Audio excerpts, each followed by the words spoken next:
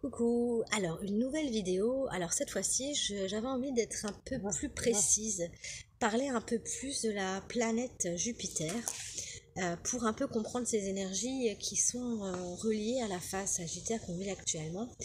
Parce que Jupiter est bien donc le maître du Sagittaire. Jupiter, le dieu des dieux, le dieu de la justice, le dieu de la lumière aussi, hein. C'est vraiment, c'est un symbole de chance, un symbole de bonheur, voilà, de chance, euh, c'est vraiment, mais en fait, c'est vraiment une énergie d'harmonisation. Jupiter, il remet à sa place. Il donne du sens, d'ailleurs, comme le signe du Sagittaire, hein. Il donne du sens, il est entier, c'est une planète entière, qui c'est une force d'expansion, en fait, qui va venir développer ce sur quoi finalement on met notre attention, ce sur quoi on met nos pensées, on comment on se nourrit, que ce soit en positif ou en négatif. Donc moi, la, je la mets en rapport beaucoup avec la loi de l'attraction, hein, donc, parce que ben, voilà, ce qu'on vibre, l'univers nous le confirme.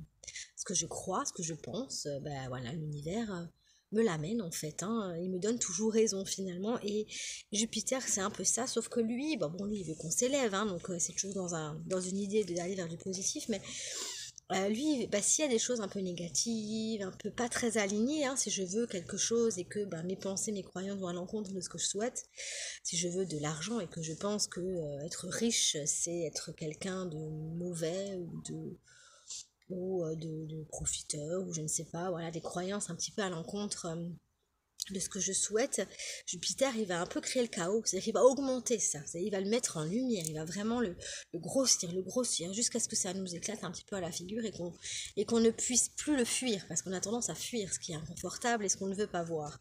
Donc là, c'est impossible en fait, il va au fur et à mesure nous amener des épreuves, des schémas qui vont se répéter pour qu'on comprenne qu'il y a quelque chose qui n'est pas clair, hein, qu'il y a une croyance voilà, à lâcher, ça ne nous amène pas du positif, voilà ce qu'on alimente dans nos pensées pour pouvoir faire le ménage en fait et remettre tout ça à sa place. Redonner un sens, aller vers cette flèche du Sagittaire, de ce glyphe, hein, de cet objectif qu'on a envie pour nous-mêmes, qui nous fait vibrer et qu'on souhaite atteindre. Donc, en fait, l'idée c'est de comprendre que la chance, elle va toujours dans le sens de la chance à laquelle on croit, en fait. Donc, c'est-à-dire, si je crois que j'ai de la chance, plus je crois que j'ai de la chance, plus j'en aurai. Il y a vraiment cette idée-là, mais il faut que ce soit vraiment intégré dans le corps. Donc, elle va nous montrer nos croyances pour prendre notre place, pour mettre de la place à l'intérieur, pour mettre de la place à l'extérieur, pour qu'on rayonne au fur et à mesure. Et pour qu'on lâche peut-être aussi toutes nos croyances, hein, qui sont un peu peut-être dogmatiques ou dans lesquelles on se fige, comme je dis qu'on n'a pas forcément expérimenté mais qu'on nous a des croyances beaucoup théoriques qu'on nous a inculquées, qu'on n'a pas expérimenté, et finalement quand on a dans l'expérience on se rend compte que non, que ça colle pas. Donc ça nous permet voilà, de remettre d'actualité toutes ces choses en les expérimentant, hein, toujours cette phase Sagittaire Gémeaux, on expérimente avec le Gémeaux et après on tire des leçons et on garde ces leçons-là au Sagittaire, mais ça doit être toujours en perpétuelle évolution. C'est-à-dire que ce que je crois qu'un jour, je vais expérimenter quelque chose qui va, où je vais me rendre compte, tiens, bah ça, j'avais l'impression que c'était comme ça, mais en fait, ça bouge un peu, ça diverge, ça évolue. Rien n'est stagnant. Avec le Sagittaire, il y a vraiment l'idée de comprendre qu'il faut qu'on sorte du moule. Il n'y a pas un moule, il y en a plein. Et que plus on avance et plus on nous demande d'aller oser ouvrir le cadre. Élargir, aller vers l'inconnu. Et quand on va vers l'inconnu, bah du coup, bah là, on découvre d'autres choses en fait. Et c'est l'aventure du signe du Sagittaire. Donc Jupiter, c'est vraiment ce côté oser y aller, prendre le courage pour pouvoir trouver sa place en fait, sa vraie place. Oser.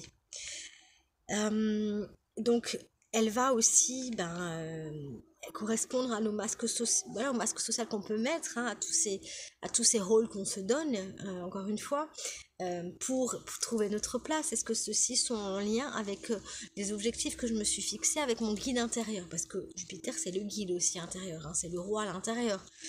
Est-ce que ma puissance, mon pouvoir intérieur, il colle avec finalement les masques que je porte. Donc il y a vraiment l'idée d'aligner tout ça pour pouvoir se reconnaître en fait, hein.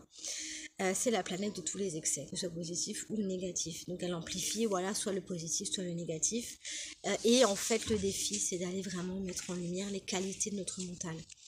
est-ce que mon mental est positif, est-ce qu'il est négatif, comment je peux le maîtriser, en fait la seule chose, enfin pour moi la chose la plus évidente c'est vraiment d'être dans la conscience du moment présent. Alors évidente à dire mais pas forcément faire, on est d'accord, mais accueillir le moment quand il vient en fait et se laisser porter par ce qui vient et le laisser circuler en nous. L'émotion elle passe, elle circule, elle a un début, elle a une fin et après voilà on a fait de la place, il y a autre chose qui vient. Il y a vraiment cette idée de circulation en fait, de laisser circuler. Parce que dans son... Voilà, parfois ça bloque et quand ça bloque, c'est que je me suis mis des frontières en fait. Je me suis mis des frontières et le Jupiter il demande à aller, à enlever en fait toutes ces frontières, une après l'autre. Donc parfois c'est pas confortable parce que ça fait peur. Attends, j'ai des frontières, hein. Moi j'ai ma sécurité, elle est là. Oui, mais bon, cette sécurité là, si tu restes dedans, tu vas pas pouvoir aller vers l'objectif que tu t'es fixé, vers une vision beaucoup plus grande de toi-même. Donc pour pouvoir aller vers cette vision, pour pouvoir développer, continuer, il faut enlever les barrières en fait, c'est ça. Et ça c'est vraiment l'énergie de Jupiter et du Sagittaire du coup. Et après, voilà, ce qui est intéressant c'est d'aller voir dans votre thème à quel endroit il se trouve. Si c'est en maison 1, il va aller grossir l'ego, la personnalité, donc tous ces masques pour justement les mettre en lumière, pouvoir faire du nettoyage. En maison 2, ça va être tout ce qui est matière, tout ce qui est argent, tout ce qui est valeur aussi, le corps. En maison 3, ça va être la communication, l'expression, l'échange, l'apprentissage, le mouvement aussi, la circulation. Et moi, je l'ai en maison 3, donc c'est vraiment l'expérience de laisser circuler pour pouvoir faire de la place et l'amour de la communication aussi, de l'échange, enfin voilà. La maison 4, ça va être par rapport au foyer, par rapport à la famille. La maison 5, ça va être par rapport aux enfants, par rapport au plaisir aussi, à la joie, au jeu. À la maison 6, par rapport au quotidien, à la discipline qu'on peut se mettre au quotidien. Tous ces gestes, tous ces petits gestes qu'on met qui vont grossir et qui vont nous amener à aller là où on veut aller. La maison 7, c'est la maison du couple, de l'association, de l'effet miroir, quand on est à deux et qu'on voit en l'autre des choses qui nous montrent ce qu'on est, enfin cette idée-là. La maison 8, comment je peux faire face aux défis, comment je dépasse les défis, comment j'y fais face et comment finalement je retrouve mon pouvoir et ma puissance. La maison 9, c'est la maison pour aller vers l'inconnu, voilà, encore plus sortir du cadre, encore plus oser. Faire face à tout ce qui est un peu étranger, tout ce qu'on ne connaît pas, pour découvrir des nouvelles choses. La maison 10, c'est la maison du travail, de la vocation, de ma participation active dans le monde. La maison 11, on est plus dans l'amitié, dans le côté social, collectif, dans la clientèle, dans les aides, quelles qu'elles soient. Et la maison 12, alors là, on va être dans son intériorité, comment je communique avec moi-même, comment je me centre, j'apprends à me connaître, enfin, à l'intérieur, quoi. Donc ça c'est intéressant et voilà, et si ça vous parle et que vous avez envie de partager par rapport à là où se trouve cette planète Jupiter chez vous, c'est toujours intéressant de pouvoir partager.